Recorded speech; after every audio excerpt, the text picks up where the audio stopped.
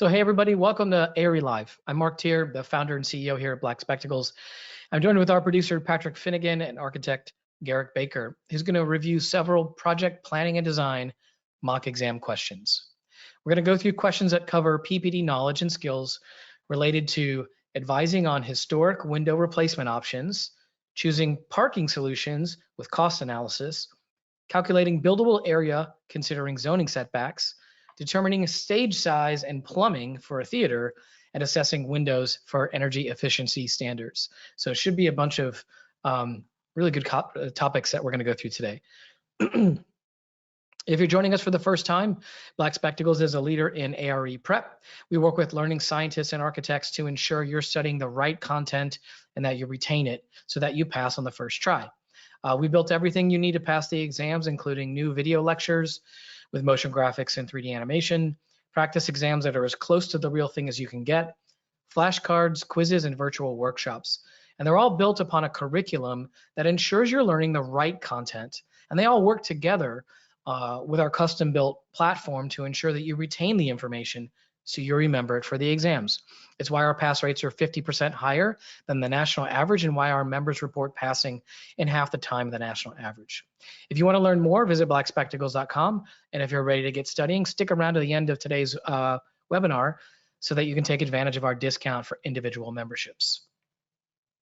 Over on our Instagram, TikTok, and Facebook channels, we regularly post mock exam questions. So if you don't already follow us, I'd suggest that you do. You can see our handles here. We're at Black Spectacles on Instagram and TikTok, and then we're Black Spectacles on Facebook.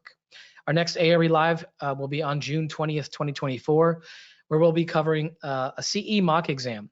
So if you want to register for that, go right ahead and do it now. You can go to blackspectacles.com/podcast, and even if you can't attend, if you've registered, you'll be sure to get the recording. As a reminder, we offer a referral program for firms and schools where if you introduce us to your boss or your HR leader, if they sign up, we'll give you a $250 gift card. So to participate, follow the instructions on blackspectacles.com/group referral. We're going to be engaging today exclusively on our online ARE community. So head over to community.blackspectacles.com and you'll see a post right at the top entitled ARE Live PPD Mock Exam 2024. If you have a question as we're going through today, through today's session, just post your question there and I'll be sure to pull it out and share it with Garric. You should also know everyone who posts in that thread today will be eligible to win a free Black Spectacles t-shirt. Literally, all you have to do is go over to community.blackspectacles.com and say hello, and boom, you're registered. And of course, don't forget to stay tuned until the end of the episode to see if you've won. In fact, there's something interesting I wanted to share with you. We just launched a new podcast called Licensure Stories, where you can find, first of all, you can find it on our ARE community, our YouTube channel, and whatever your favorite podcasting service is, where I interview recently licensed architects to learn about their struggles and their successes so you can learn how they did it. It's super inspiring. I've loved doing these sessions. In just a short time we've been doing them, the range of stories that people have shared have been just off the charts.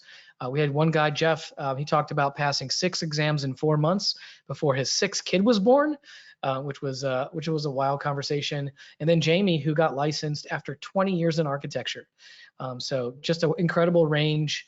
And my takeaway from doing these and from being a licensed architect is these people are sharing the stories that help relate to what you're going through. Getting licensed is not easy. For many people, you know, they fail an exam or two along the way. And hearing people's stories of persistence and resilience, I think are awesome. And I know if I was taking the exams myself right now, again, I would find them really inspiring. So I'd certainly recommend checking the licensure stories out on ARE community, or yeah, subscribe to us on our YouTube channel. You'll get them that way too, or your favorite podcast service. All right, I think I got through everything there, Patrick. With that, I would love to welcome today's guest, Garric Baker. In addition to working with us here at Black Spectacles, Garric is an architect based in Kansas. Welcome, Garric. Thank you, Mark. Very excited to be back again. We're just going to dive right in. So on today's session, we'll be featuring a PPD mock exam that covers the following topics: advising on historic window replacement options, So that plays into how we maybe want to select some of our systems that go into our projects. And then we'll be choosing parking solutions with cost analysis. So this will help us with some of our site analysis and maybe site selection if we get involved in that. Calculating buildable area, considering zoning setbacks. Really knowing our limits to what we can actually use on site. Determining stage size and plumbing for theater. So how we go through and figure out, again, those systems for each individual building. And then assessing windows for energy efficiency standards. So looking at some of the operations and how we might be able to select some of our systems to make it a little more efficient. So with that, let's go ahead and dive into question number 1. So your client has a historic property with 78 wood-framed, single-pane windows that have reached the end of their useful life. The owner has 3 options to consider addressing the deteriorating window condition. Number 1, we could repair the existing windows by removing all damaged components, removing layers of flaking paint, repairing the windows, providing new caulking and sealants, and repainting each individual window. 2, remove the existing windows and construct double pane windows with insulated glass, and the new windows will be wood construction and painted. Or option 3, remove the existing windows, install new aluminum double pane windows that match the existing windows to retain their historic character. So our question here is, when considering initial investment costs, life cycle costs, and longevity of the windows, what direction should you advise the owner to pursue? A is option 1 is a window repair.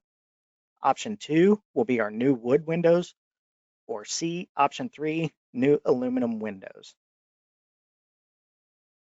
So here we're actually going to select option 3. And let's go through kind of how we got to that answer. So in reading the question, we are directed to 3 factors that need to be considered. Let's take a look at each individually. So investment costs, we're not provided the cost of each individual window unit, but we lean on our knowledge of building systems and assemblies to know that removing any damaged components and replacing them with similar components can be a tedious process. Likewise, scraping all of the damaged paint and sealants can be a time-consuming endeavor. Furthermore, the windows will require painting and careful application of caulking and sealants. All of this is a labor-intensive process, which increases the cost significantly. So constructing the new windows of wood or aluminum may be of similar cost depending on the manufacturer, availability of materials, and competitiveness of the market. Therefore, we'll assume that the initial investment cost is equal or represents little advantage in selecting one or the other. So let's move on to our life cycle costs. So these costs will take into account things like maintenance and utility costs. When we consider the first option of repairing the single pane windows, the glass offers little to no insulating capabilities and thus will cost more to heat and cool the building over time when compared to the new double pane insulated units. Therefore, we're going to discern that the wood or aluminum double pane will be more advantageous to the building owner. Additionally, the maintenance of the units will require the wood framed units, both the single and double pane windows, to be repainted every 5 to 10 years. This requires significant time commitments for maintenance staff, plus the cost of materials themselves. Therefore, we're going to further rule out the wood window units. And then longevity of the windows speaks to the sustainability of the product.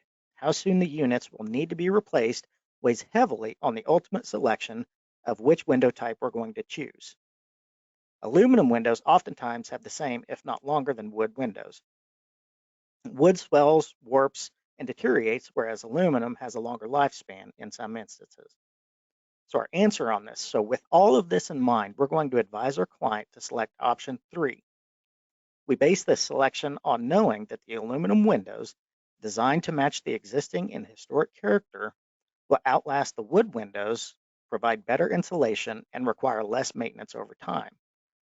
Cumulatively, competitive installation costs, reduced maintenance costs, and stretching those funds over a longer time span makes option 3 the more sustainable choice for our owner.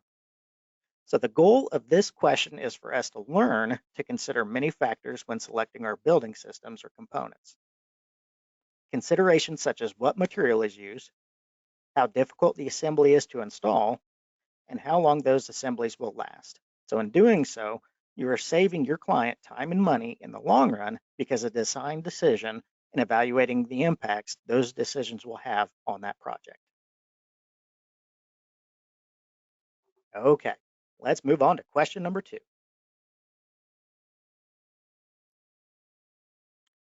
So during the feasibility phase of a project, you are working with a client that needs added space and parking. The site is limited in size, however, there's an adjoining site that is an empty lot that could be purchased. The feasibility study reveals that the owner will construct a building addition that is 20,000 square feet at $350 per square foot, but has 2 options when considering the parking constraints. So option 1, construct an adjoining 40-stall parking garage on site at a cost of $30,000 per stall. Or option 2, purchase the adjoining land for $500,000 and construct a 40-stall parking lot for $7,000 per stall.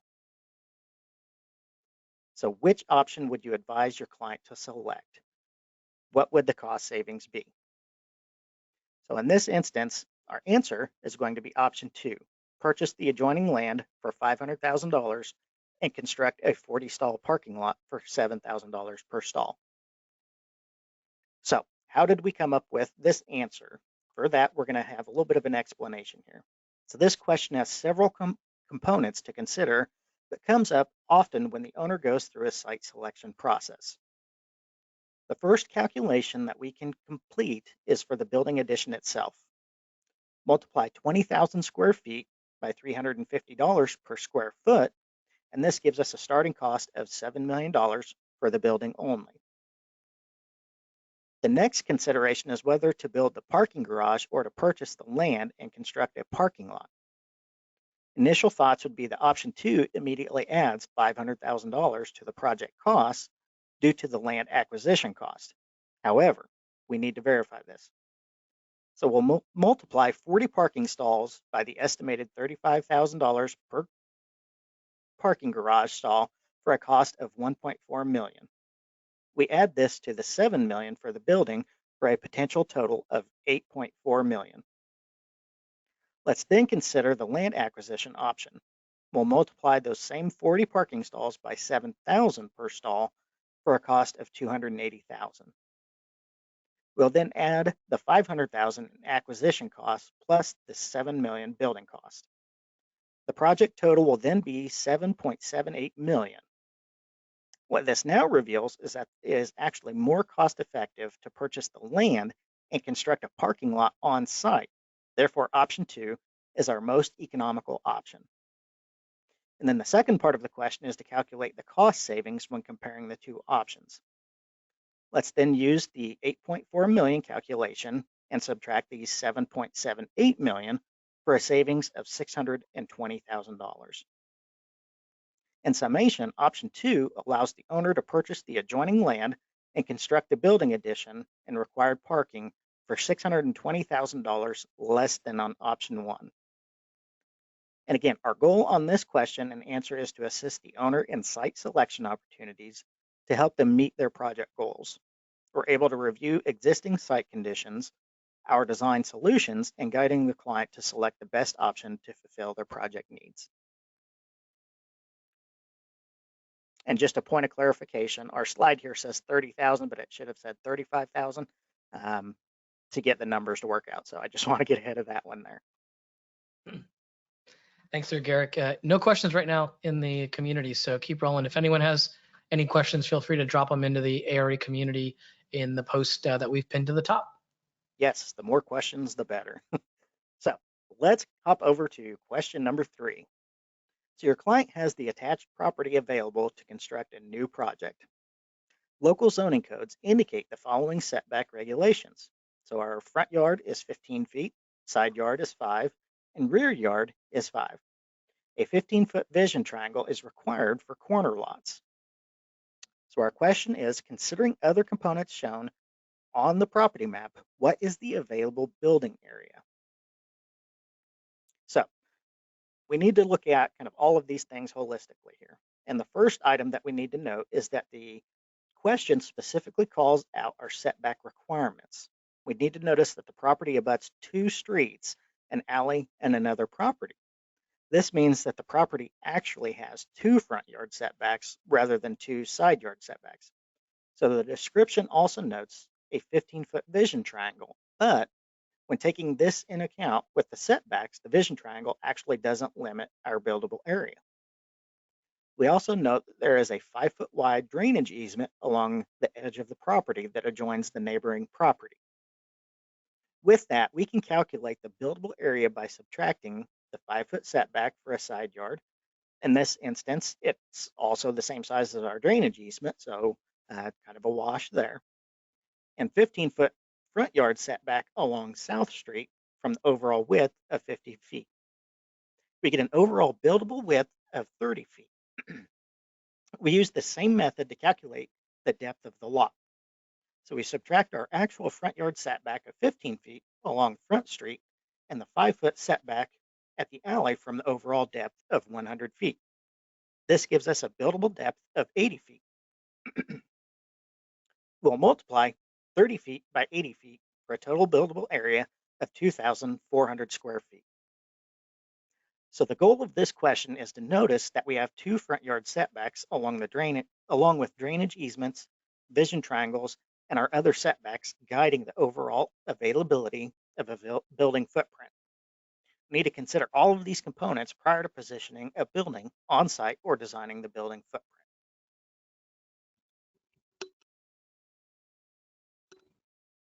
Okay, do we have any questions on that one? Good question. I was going to say, you sound like you need to take a drink of water, so feel free, buddy. Yep. Sorry no worries. No worries over there. I do have a question, but if you want to keep going or take the question now, let me know what's best. Okay, let's go ahead and we'll hop into question 4, and then we'll come back to the questions at the end here. Okay, cool. So question number 4. You have been hired to design a new theater for a community arts center. The organization wants to hold shows with a 40-person cast and 400 non-fixed seat audience. The non-fixed seats allow for the theater to have different stage and seat configurations for flexibility. What is the overall size of the stage and audience space needed to accommodate this? And then what are the plumbing requirements? So whenever you get into taking your exams, one thing to note is they will always give you the relevant code sections that you'll need. So I wouldn't get too hung up with worrying about kind of specific numbers or percentages or things like that within each individual code. Codes can change, but the way we process and apply them do not. So within all of these exams and everything, they should be giving you all of those required codes. So don't worry about trying to memorize all those. There's thousands and nobody can memorize them. So let's kind of go through our answer here. And the first part of that is they have offered us kind of one of our first code sections that we're going to be looking at. So chapter 3 is our occupancy classification and use. So the 303.2 assembly group A1. And we read through kind of their list down there, and at the very bottom, it lists theaters. So this includes assembly uses, usually with fixed seating, and intended for the production and viewing of the performing arts or motion pictures, and including, but not limited to, theaters. So this is kind of where we start to find out, okay, this is what our actual classification is. So whenever we do this, we need to consider both spaces for our calculations, the stage and the seating area. We can use Chapter 3, Occupancy Classification and Use, using the International Building Code sections provided. We can see that we are working with an A1 assembly occupancy. We know this because we are working on, and just as we kind of noted there. So we can use this type for both the stage and the seating area. So then we'll take a look at kind of the next code section that they give us. And it might be a little difficult to read on here, but just taking a look at that, we're going to use, this is table 1004.5 in the International Building Codes. And this provides us the maximum floor area allowance for each occupant. The required space using an assembly A1 requires 7 square feet per person with non-fixed seating. We can use the 7 square feet and multiply it by the desired 400 seats. So this gives us an area of 2,800 square feet. Then when considering the stage area, we can still use the same Assembly A1 category. However, we're going to use the classification of assembly without fixed seats. So this is unconcentrated, and requiring area now grows to 15 square feet per person. So we're going to multiply the 40-person cast by the required 15 square feet for a total area of 600 square feet. So having both areas calculated, the auditorium that will house the audience and the stage needs to be, at a minimum, 3,400 square feet.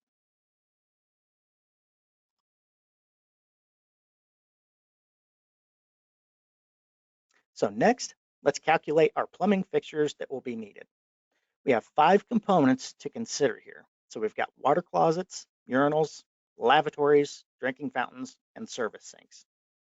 So typically we can assume that the makeup of the occupants, in this case, both audience members and cast, is a 50-50 ratio. So we're going to assume 50% male, 50% female. This doesn't consider kind of our family or unisex restrooms. Our occupancy is 440, so 400 audience members, 40 cast members, meaning that we have 220 men and 220 women. We are provided with the needed plumbing code section, so our table 2902.1. So the minimum number of fixtures, this is generally found within the plumbing section of the International Building Code. Water closets for a theater assembly A1 require 1 water closet per 125 males and 1 water closet per 65 women. Lavatories can be calculated using 1 per 200 occupants, and the count is the same for both men and women in this case. We have a requirement of 1 drinking fountain for every 500 occupants, which exceeds our 440, meaning that we only need 1 drinking fountain. And then in the section 424.2, urinals cannot exceed 67% of required fixtures for men's restrooms. And that is part of our plumbing code. So therefore, our calculations are as follows. So we know we have 220 men, 50% of our occupant load, and we divide that by the 125 factor, which provides us with 2 required fixtures. If we then note that no more than 67% can be urinals, we must split the number for 50% urinals and 50% water closets, giving us 1 urinal and 1 water closet. And then for the women's restrooms, we have 220 women needing 1 water closet per 65, resulting in the need for 4 water closets. So both the men and women have a requirement of 1 lavatory per 200 occupants. When rounding up, we'll then need 2 lavatories for the men's and women's restrooms. The drinking fountain section notes that we need 1 per 500, which our occupant load does not exceed, and thus results in just 1 drinking fountain. And then the other category notes that we need to account for 1 service sink for the functions as well. So wrapping it all up, using these calculations, we have then determined the following. So the men's restroom will include 1 urinal, 1 water closet, and 2 lavatories. In the women's restroom, we're going to have 4 water closets and 2 lavatories. And then 3 will be 1 drinking fountain. And then our 4th kind of component that we're looking at is 1 service sink. And I'll just note kind of on our slides here, it says 1 lavatory for each, but it will actually be 2 by the time we round up. Okay, question number 5. So you're designing a dormitory building and the university has asked to have naturally ventilated air as opposed to solely relying on mechanical ventilation. The dorm rooms are scheduled to be 12 feet by 12 feet in size and have 2 single-hung windows next to a large picture window. And then do the suggested windows meet the 2013 Building Energy Efficiency Standards as provided? So we're going to be able to take a look at, and usually, again, whenever you're in any kind of testing scenario, they will give you some sample drawings. As rudimentary as these may look, this is kind of what you'll have to work with there. Now, I want to point out that our operable sash, fixed sash, and then our picture window right in the middle there. So we know with an operable sash, only 50% of this window can be open, and then our fixed picture window, of course, cannot be opened. So this operable sash represents kind of all of our open air that we can actually bring into the building. So we're going to be looking at kind of section 4.3.1, natural ventilation. So natural outdoor ventilation may be provided for spaces where all normally occupied areas of the space are within a specific distance from an operable wall or roof opening through which outdoor air can flow. So this distance is 20 feet for most spaces and 25 feet for hotel or motel room guests and high-rise residential spaces. The sum of the operable open areas must total at least 5% of the floor area of each space that is naturally ventilated. The openings must also be readily accessible to the occupants of the space at all times. Airflow through the openings must come directly from the outdoors. Air may not flow through any intermediate spaces such as other occupied spaces and unconditioned spaces, corridors, or atriums.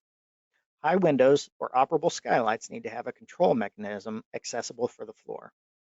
So that's kind of the definition that we're provided for in terms of kind of naturally ventilating a space there. So let's kind of look at our answer now. So the first step that we need to do is calculate our room area, which is 12 feet by 12 feet for a total of 144 square feet. And according to our our efficiency standard, we need to have an opening area at least 5% of the floor area of the dorm room. We multiply that 144 square feet by 5% for an area of 7.2 square feet. So this is our minimum required area needed to be considered naturally ventilated. And then from there, we need to calculate the opening of the proposed window unit. So we know that a single or double hung window can only have an actual opening of 50% of the window unit itself. So our proposed windows are 1 foot 6 inches wide by 3 feet tall. That can only be opened 50% of the way due to the fixed sash. So we can quickly calculate the 1 foot 6 inches by 1 foot 6 inches for an unobstructed opening of 2.25 square feet. So this is only for one window and can quickly be multiplied by 2 for an unobstructed opening totaling 4.5 square feet. Therefore, our answer is the proposed windows do not meet the 2013 Building Energy Efficiency Standards. And in order to do so, we would actually need a single hung window roughly 2 foot 5 inches wide rather than 1 foot 6 to be wide enough to increase the unobstructed area to 7.25 square feet of opening.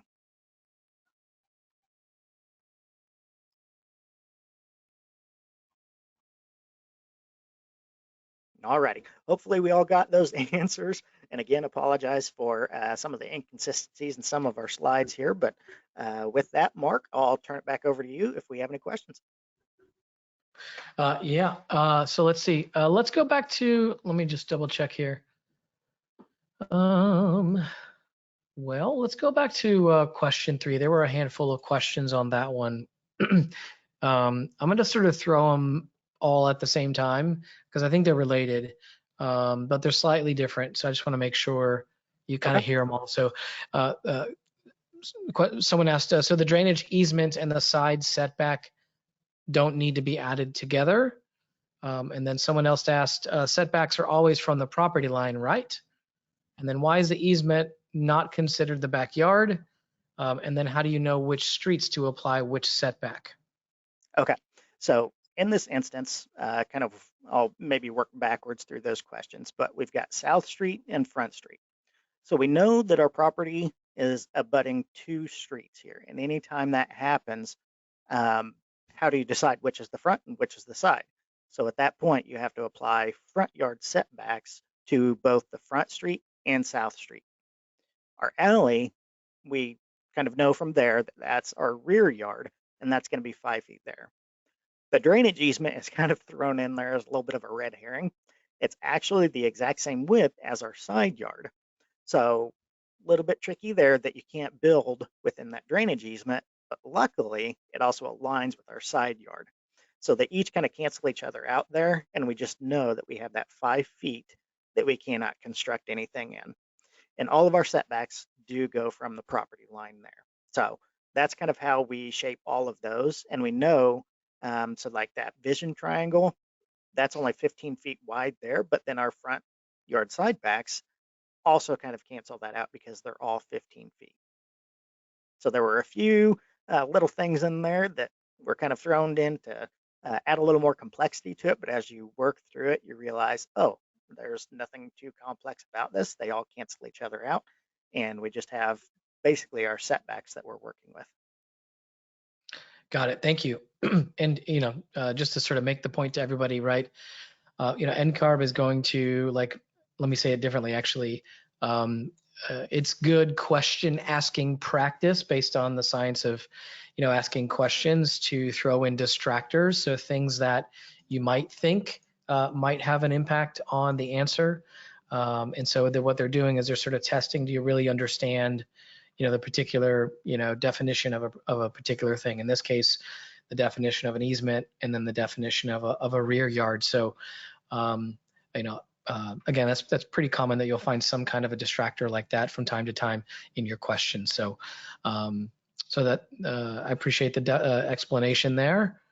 And I think that answers all the questions on that one. Let me just go back. And I'll add another little clarification in there.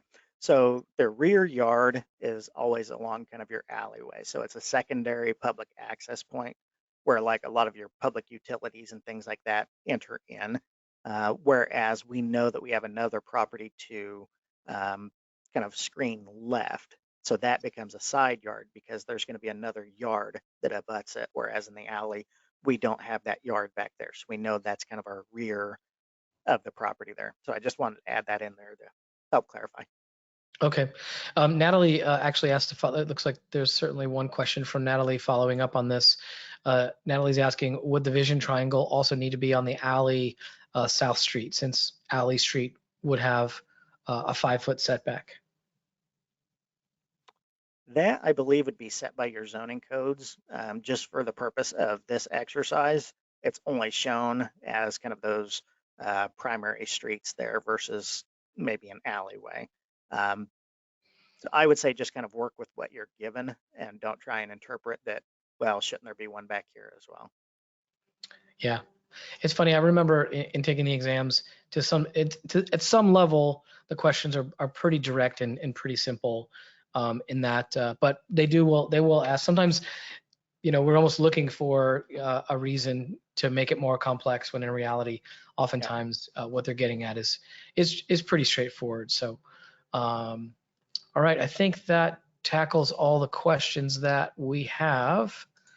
So I think we can bring it home here. Yeah, I mean, that's going to be all for us here today, Garric. As always, it's a pleasure to have you. And I, personally want to thank you so much for helping support the architecture community through putting together these slides today. Of course, and I always appreciate coming back. Awesome. Our next ARE Live is going to be on June 20th of 2024. We'll be covering a mock exam for the CE exam. You can go to blackspectacles.com/podcast to sign up, which I'd recommend that you do now, just so that you're registered, and at least you'll get the recording. Over on our Instagram, TikTok, and Facebook pages, we regularly post mock exam questions. So if you don't already follow us, I'd suggest that you do. We're at Black Spectacles on Instagram and TikTok, and then Black Spectacles on Facebook. As a reminder, we offer a referral program for firms and schools, where if you introduce us to your boss or HR, and if they sign up, we can provide a $250 gift card to you. To participate, follow the instructions on blackspectacles.com/group-referral. Let's see what else here. Congratulations to Jensen King. You posted on our ARE community today, and you just won a free Black Spectacles t-shirt. We'll reach out via email to get your size and shipping information, so we'll be in touch soon. And just a reminder, if you'd like to be eligible to win a t-shirt, post a question you have about our featured topic in our community during the next ARE Live. And just a reminder, our community is always active. We designed it for you. to ask questions and get technical answers. So if you're, going through some of the lectures or even just wondering about study tactics, we have licensed architects on our team who regularly monitor those questions and provide responses. So it's a great resource for you. And then on top of it, we just launched a new podcast called Licensure Stories, which you can find on that ARE community. You can also find it on our YouTube channel or your favorite podcasting service. I interview recently licensed architects to learn about their struggles and successes, so you can learn how they did it. You can maintain your motivation for getting all the way through the exams. So I'd encourage you to check out Licensure Stories in our ARE community or YouTube channel or favorite podcast outlet. If you're joining us for the first time, Black Spectacles is a leader in ARE prep. We work with learning scientists and architects to ensure you're studying the right content and that you retain it so that you pass on the first try. As a thank you for coming along and tuning in today, we'd like to offer you a 15% discount off any membership with the code PPD Live 15, which is valid until June 19th of 2024. You can see it on screen here. It's PPD Live 15. So encourage you all to make use of that. And then finally, be sure to stick around for a few minutes to take our survey and share any suggestions you may have. I promise we read every word that you write and use them to tune our next episodes. Thanks for tuning in.